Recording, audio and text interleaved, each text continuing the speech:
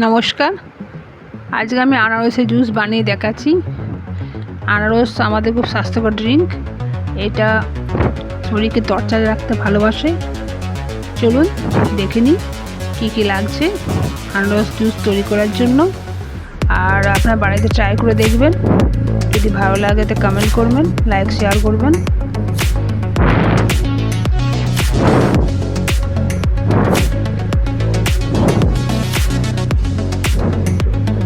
চলুন দেখে নিই কী কী লাগছে।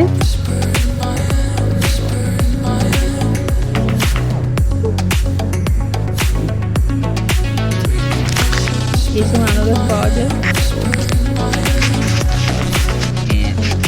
চলুন দেখে নিই।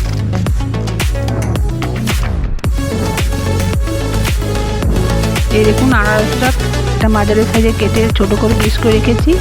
বিট লবণ, গুড়, চাট মশলা আর জল। ঠিক আছে, প্রথমে আমি আনারসটা গ্রাইন্ড করে নেব ভালো করে। এই দেখুন ভালো করে পিষে নিচ্ছি মিক্সারে।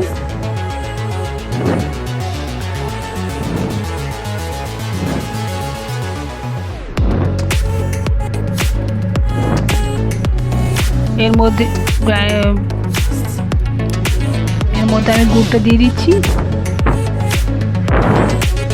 পরিমাণ মতো একটু জল দিচ্ছি, নাহলে পেস্টটা হবে না।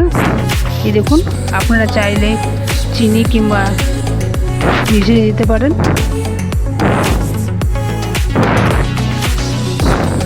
তবে গুড়ের ফ্লেভারটা ভালো আসে, কালারটা সুন্দর হয়, খেতেও ভালো লাগে, এই জন্য আমি গুড় দিলাম।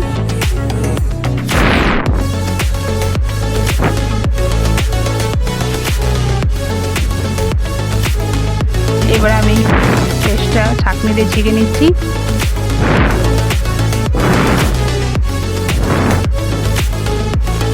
আপনারা একটু জল তার সঙ্গে অ্যাড করতে পারেন।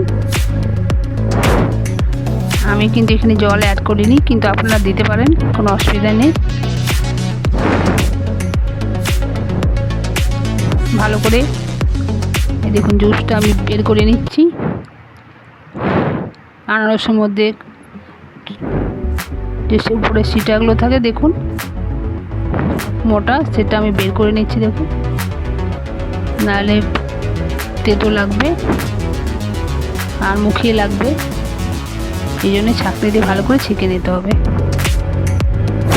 আপনারা চাইলে চামচে করে করতে পারেন,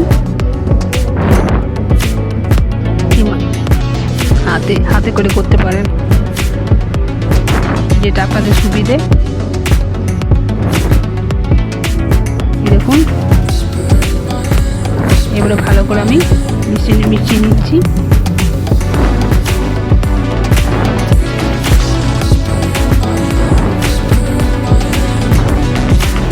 এর মধ্যে আমি দিচ্ছি বিট লবণ পরিমাণ মতো আর চাট মশলা। দেখুন বেশি মশলা দিলাম, ভালো করে মিশিয়ে নিতে হবে। চাট মশলা দিলে খেতে একটু আলাদা টেস্ট লাগে, একটু চটপটা লাগে, মিষ্টি।